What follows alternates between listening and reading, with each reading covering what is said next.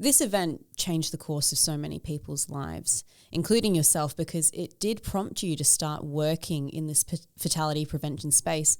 What was it about this and this experience that said to you, this isn't okay. I don't want anyone to experience this ever again. I'm going to do something about it.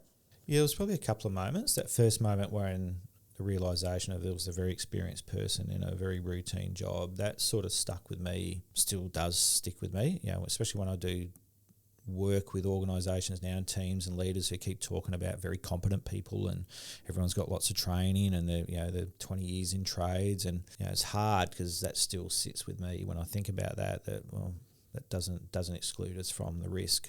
So there was that stage, and that sat with me for a little while. The investigation process for me, being a part of that, also showed me, while we had a lot of really good systems in place, we had an organisation that had a high priority on safety, a lot of investment, lots of work being done in that space. There was a lot of normalisation. And what I mean by normalisation is just normalisation of work. That was not to what we described as the way we should do work. And it wasn't just that event.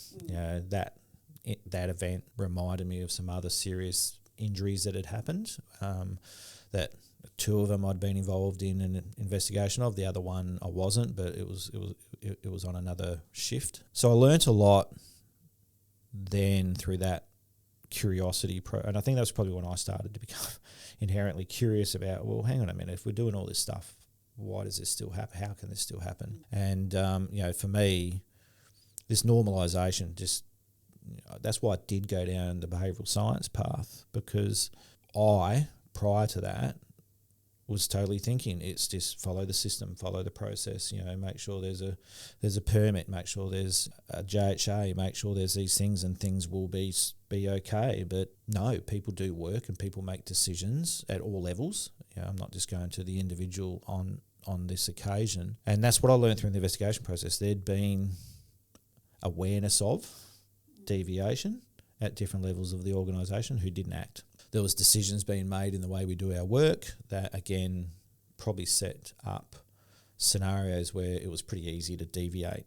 That then started to say, how do I get involved here? How do I participate more than just being a part of the work? I really wanted to get a good understanding of that. So I went down that path